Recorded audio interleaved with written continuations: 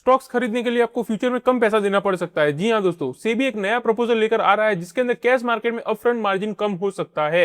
अगर ये rule implement हो जाता है दोस्तों, तो ट्रेडर्स एंड इन्वेस्टर्स के फंड्स कम ब्लॉक होंगे एंड कैश मार्केट में ट्रेडिंग भी और ज्यादा इजी हो जाएगी। लेकिन क्या आपको सच में पैसा कम देना पड़ेगा आपसे, और ये रूल किन लोगों के लिए सबसे ज्यादा बेनिफिशियल होने वाला है? चलिए दोस्तों, इसके बारे में इस वीडियो के अंदर बात करते हैं, जो कि आपके लिए जानना काफी ज्यादा इंपॉर्टेंट है।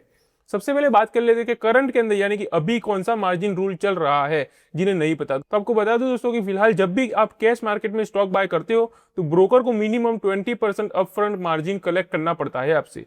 चाहे उस स्टॉक का एक्चुअल रिस्क कम हो या ज्यादा हो, उससे कोई फर्क नहीं पड़ता, फिर भी आपको 20% मार्जिन का रूल तो फॉलो करना ही पड़ता है। और इसी वजह से दोस्तों कई बार जरूरत से ज्यादा आपका पैसा ब्लॉक हो जाता है। तो ये करंट में दोस्तों मार्जिन रूल चल रहा है, जिसके बारे में आपको पता ही होगा। अब बात कर लेते हैं कि न्यू रूल ऐसा क्या आ रहा है, यानी कि क्या नया अपडेट आ रहा है सेबी की तरफ से। तो अब सेबी दोस्तों इस रूल को बदलने पर काम कर रहा है। जी हाँ, यानी कि नया प्रपोजल के मुताबिक अगर देखें तो हर स्टॉक के ऊपर फिक्स्ड 20% का रिक्वायरमेंट नहीं रहने वाला।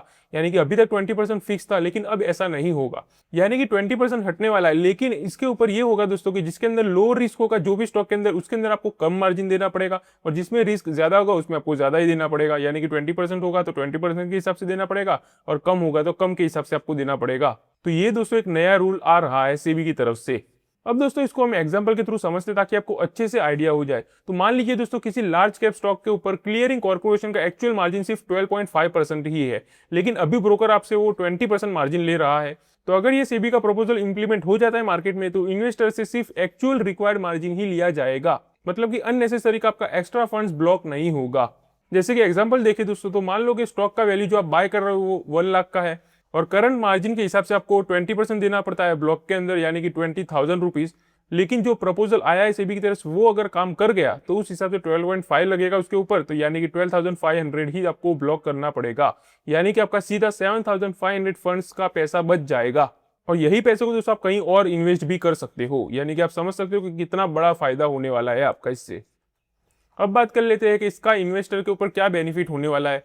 तो सबसे पहला है दोस्तों लेस कैपिटल ब्लॉक, यानी कि कम पैसा आपका ब्लॉक में जाएगा और दूसरे पैसों को आप यूज कर सकोगे कहीं और जगह, यानी कि better fund utilization and more efficient trading, यानी कि और अच्छे से आप ट्रेडिंग कर पाओगे, अपने कैपिटल को यूज कर पाओगे।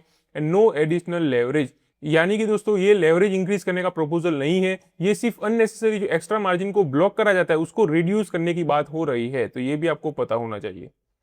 तो अगर ये दोस्तों प्रपोजल अप्रूव हो जाता है, तो कैश मार्केट ट्रेडर्स और इन्वेस्टर्स के लिए और ज्यादा पॉजिटिव चेंज ला सकता है। यानी कि एफएनओ से भी ज्यादा लोग कैश मार्केट में मूव कर सकते हैं। यानी कि शॉर्ट में अगर देखें दोस्तों, तो फंड्स कम ब्लॉक होंगे आपके, और कैपिटल का बेटर यूटिलाइजेशन होने वाला है आपका। और जैसे दोस्तों सेबी का फाइनल रूल आ जाता है इसके ऊपर, हम उसके ऊपर एक डिटेल वीडियो बनाकर आपको बता देंगे। और अगर आप उसमें अपडेटेड रहना चाहते हो तो आप चैनल को सब्सक्राइब भी करके रख सकते हो।